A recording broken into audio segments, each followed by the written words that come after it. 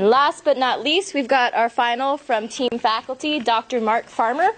And his talk is entitled, Moving Towards Answering Life's Biggest Question. In my opinion, there's two really big questions in biology. The first is the origin of life itself. How did life emerge from non-living biochemistry?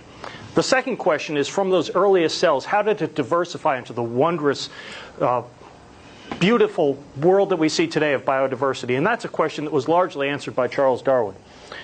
My research focuses on sort of the intersection between those two. Namely, how did the complex cells that give rise to all the plants, animals, and fungi first arise? And in order to do this, I study a group of organisms, single-celled organisms, that still retain some of those, I think, original features. So when I think about biology, I don't think just about how life is today, but I try to imagine how it was 1, even 2 billion years ago.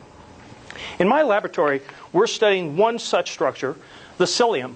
And if you know anything about cilia, you may have heard them referred to as little tail-like structures on cells that kind of push a cell through the water.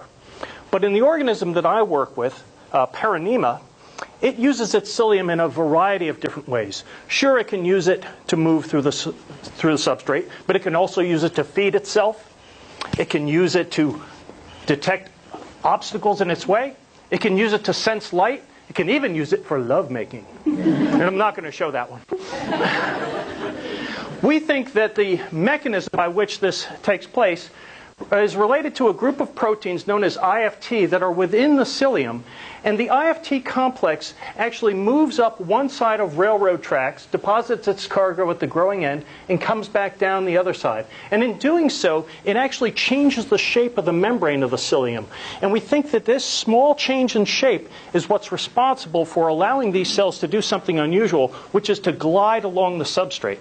So what Paranema does is it lays its flagellum down in front, its cilium in front of it, and basically glides along in what I think is a very, very ancient form of cell motility. Now, all complex organisms, including ginkgos and geckos, still have these IFT complexes. You and I still have them, and I think that they still play a role in our biology, which is why understanding how Paranema moves does have relevance to our understanding of our own biology.